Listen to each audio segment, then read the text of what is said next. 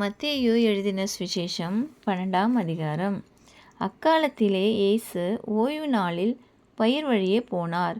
அவருடைய சீஷர்கள் பசியாயிருந்து கதிர்களைக் கொய்து தின்னத் தொடங்கினார்கள். பரிசேயர் அதைக் கண்டு அவரை நோக்கி, இதோ ஓய்வு நாளில் செய்யத்தகாததை உம்முடைய சீஷர்கள் செய்கிறார்களே என்றார்கள். அதற்கு அவர், தாவீதும் அவனோடு இருந்தவர்களும் பசியாயிருந்தபோது செய்ததை நீங்கள் வாசிக்கவில்லையா? அவன் தேவனுடைய வீட்டில் பிரவேசித்து ஆசாரியர் தவிர வேறொருவரும் புசிக்கத்தகாத தேவ சமூகத்து அப்பங்களை தானும் தன்னோடு இருந்தவர்களும் புசித்தார்களே. அன்றியும் ஓய்வு நாட்களில் ஆசாரியர்கள் தேவ ஆலயத்தில் ஓய்ந்திராமல் ஓய்வு நாளை வேலை நாள் ஆக்கினாலும் குற்றமில்லாதிருக்கிறார்கள் என்று நீங்கள் வேதத்தில் வாசிக்கவில்லையா? தேவ ஆலயத்திலும் பெரியவர் இங்கே இருக்கிறார் என்று உங்களுக்கு சொல்கிறேன். பலியை அல்ல, இரக்கத்தையே விரும்புகிறேன் என்பதின் கருத்து இன்னதென்று அறிந்தீர்களானால் குற்றமில்லாதவர்களை நீங்கள் குற்றப்படுத்த மாட்டீர்கள். மனுஷகுமாரன் ஓய்வு நாளுக்கும் ஆண்டவராயிருக்கிறார் என்றார். அவர் அவ்விடம் விட்டு போய் அவர்களுடைய ஜெப ஆலயத்தில் பிரவேசித்தார். அங்கே சூம்பின கையை உடைய மனுஷன் ஒருவன் இருந்தான். அப்பொழுது அவர் மேல் குற்றம் சாட்டும் படிக்கு, ஓய்வு நாளில் சொஸ்தமாக்குகிறது நியாயமா என்று கேட்டார்கள். அதற்கு அவர், உங்களில் எந்த மனுஷனுக்காகிலும் ஒரு ஆடு இருந்து அது ஓய்வு நாளில் குழியிலே விழுந்தால் அதை பிடித்து தூக்கிவிட மாட்டானோ? ஆட்டை பார்க்கிலும் மனுஷனானவன் எவ்வளவோ விசேஷித்திருக்கிறான். ஆதலால் ஓய்வு நாளிலே நன்மை செய்வது நியாயம்தான் என்று சொன்னார். பின்பு அந்த மனுஷனை நோக்கி, உன் கையை நீட்டு என்றார். அவன் நீட்டினான். அது மறுகையைப் போல் சொஸ்தமாயிற்று. அப்பொழுது பரிசேயர் வெளியே போய் அவரை கொலை செய்யும்படி அவருக்கு விரோதமாய் ஆலோசனை பண்ணினார்கள். இயேசு அதை அறிந்து அவ்விடம் விட்டு விலகி போனார். திரளான ஜனங்கள் அவருக்கு பின் சென்றார்கள். அவர்கள் எல்லாரையும் அவர் சொஸ்தமாக்கி தம்மை பிரசித்தம் பண்ணாதபடி அவர்களுக்கு கண்டிப்பாய் கட்டளையிட்டார். ஏசாயா தீர்க்கதரிசியால் உரைக்கப்பட்டது நிறைவேறும்படி இப்படி நடந்தது. அவன் உரைத்ததாவது, இதோ நான் தெரிந்து கொண்ட என்னுடைய தாசன், என் ஆத்துமாவுக்கு பிரியமாயிருக்கிற என்னுடைய நேசன், என் ஆவியை அவர் மேல் அமர பண்ணுவேன். அவர் புறஜாதியருக்கு நியாயத்தை அறிவிப்பார். வாக்குவாதம் செய்யவும் மாட்டார், கூக்குரல் இடவும் மாட்டார். அவருடைய சத்தத்தை ஒருவனும் வீதிகளில் கேட்பதும் இல்லை.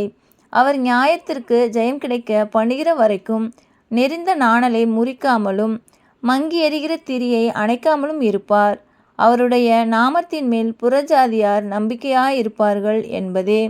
அப்பொழுது பிசாசு பிடித்த ஒரு குருடும் ஊமையுமான ஒருவன் அவரிடத்தில் கொண்டு வரப்பட்டான்.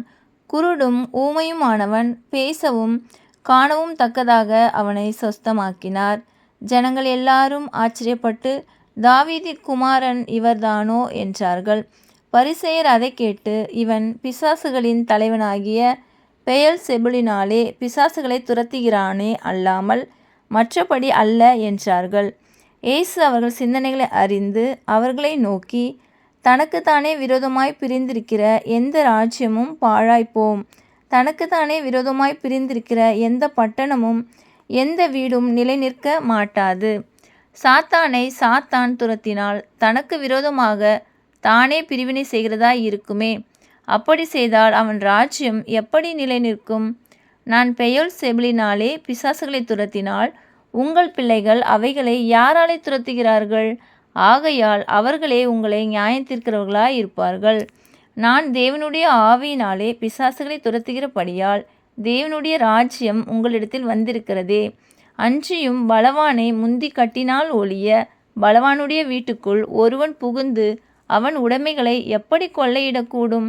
கட்டினானே ஆகில் அவன் வீட்டை கொள்ளையிடலாம். என்னோடே இராதவன் எனக்கு விரோதியாயிருக்கிறான், என்னோடே சேர்க்காதவன் சிதறடிக்கிறான்.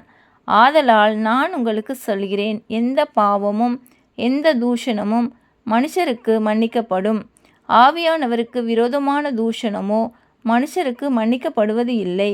எவனாகிலும் மனுஷகுமாரனுக்கு விரோதமான வார்த்தை சொன்னால் அது அவனுக்கு மன்னிக்கப்படும். எவனாகிலும் பரிசுத்த ஆவிக்கு விரோதமாக பேசினால் அது இம்மையிலும் மறுமையிலும் அவனுக்கு மன்னிக்கப்படுவது இல்லை.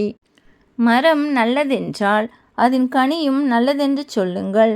மரம் கெட்டதென்றால் அதன் கனியும் கெட்டதென்று சொல்லுங்கள். மரமானது அதன் கனியினால் அறியப்படும். விரியன் பாம்பு குட்டிகளே, நீங்கள் பொல்லாதவர்களாய் இருக்க நலமானவைகளை எப்படி பேசுவீர்கள்? இருதயத்தின் நிறைவினால் வாய் பேசும். நல்ல மனுஷன் இருதயமாகிய நல்ல பொக்கிஷத்திலிருந்து நல்லவைகளை எடுத்து காட்டுகிறான். பொல்லாத மனுஷன் பொல்லாத பொக்கிஷத்திலிருந்து பொல்லாதவைகளை எடுத்து காட்டுகிறான். மனுஷர் பேசும் வீணான வார்த்தைகள் யாவையும் குறித்து நியாயத்தீர்ப்பு நாளிலே கணக்கு ஒப்புவிக்க வேண்டுமென்று உங்களுக்கு சொல்லுகிறேன். ஏனெனில் உன் வார்த்தைகளினாலே நீதிமான் என்று தீர்க்கப்படுவாய், அல்லது உன் வார்த்தைகளினாலே குற்றவாளி என்று தீர்க்கப்படுவாய் என்றார். அப்பொழுது வேத பாரகரிலும் பரிசேயரிலும் சிலர் அவரை நோக்கி, போதகரே, உம்மால் ஒரு அடையாளத்தை காண விரும்புகிறோம் என்றார்கள். அவர்களுக்கு அவர் பிரதியுத்தரமாக, இந்த பொல்லாத விபச்சார சந்ததியார் அடையாளத்தை தேடுகிறார்கள். ஆனாலும் யோனா தீர்க்கதரிசியின் அடையாளமே அன்றி வேறே அடையாளம் இவர்களுக்கு கொடுக்கப்படுவது இல்லை. யோனா இரவும் பகலும் 3 நாள் ஒரு பெரிய மீனின் வயிற்றில் இருந்தது போல மனுஷகுமாரனும் இரவும் பகலும் 3 நாள் பூமியின் இருதயத்தில் இருப்பார். யோனாவின் பிரசங்கத்தை கேட்டு நினிவே பட்டணத்தார் மனம் திரும்பினார்கள். இதோ, யோனாவிலும் பெரியவர் இங்கே இருக்கிறார். ஆதலால் நியாயத்தீர்ப்பு நாளிலே நினிவே பட்டணத்தார் இந்த சந்ததியாரோடே எழுந்து நின்று இவர்கள் மேல் குற்றம் சுமத்துவார்கள். தென் தேசத்து ராஜஸ்திரீ பூமியின் எல்லைகளிலிருந்து சாலமோனுடைய ஞானத்தை கேட்க வந்தாள். இதோ, சாலமோனிலும் பெரியவர் இங்கே இருக்கிறார். ஆதலால் நியாயத்தீர்ப்பு நாளிலே அந்த ராஜஸ்திரீ இந்த சந்ததியாரோடே எழுந்து நின்று இவர்கள் மேல் குற்றம் சுமத்துவாள். அசுத்தாவி ஒரு மனுஷனை விட்டு புறப்படும் போது வறண்ட நிலங்களில் அலைந்து இளைப்பாறுதல் தேடியும் கண்டடையாமல், நான் விட்டு வந்த என் வீட்டுக்கு திரும்பி போவேன் என்று சொல்லி அங்கே வந்து அந்த வீடு வெறுமையாகவும் பெருக்கி ஜோடிக்கப்பட்டதாகவும் இருக்க கண்டு திரும்பி போய் தன்னிலும் பொல்லாத வேறு 7 ஆவிகளை தன்னோடே கூட்டிக் கொண்டு வந்து உட்புகுந்து அங்கே குடியிருக்கும். அப்பொழுது அந்த மனுஷனுடைய முன்னிலைமையிலும் அவன் பின்னிலைமை அதிக கேடுள்ளதாயிருக்கும். அப்படியே இந்த பொல்லாத சந்ததியாருக்கும் சம்பவிக்கும் என்றார். இப்படி அவர் ஜனங்களோடே பேசுகையில் அவருடைய தாயாரும் சகோதரரும் அவரிடத்தில் பேச வேண்டுமென்று வெளியே நின்றார்கள். அப்பொழுது ஒருவன் அவரை நோக்கி, உம்முடைய தாயாரும் உம்முடைய சகோதரரும் உம்மோடே பேச வேண்டுமென்று வெளியே நிற்கிறார்கள் என்றான். தம்மிடத்தில் இப்படி சொன்னவனுக்கு அவர் பிரதியுத்தரமாக, என் தாயார் யார், என் சகோதரர் யார் என்று சொல்லி தம்முடைய கையை தமது சீஷர்களுக்கு நேரே நீட்டி, இதோ என் தாயும் என் சகோதரரும் இவர்களே. பரலோகத்தில் இருக்கிற என் பிதாவின் சித்தத்தின்படி செய்கிறவன் எவனோ அவனே எனக்கு சகோதரனும் சகோதரியும் தாயுமாயிருக்கிறான் என்றார் என்பதே. ஆமேன்.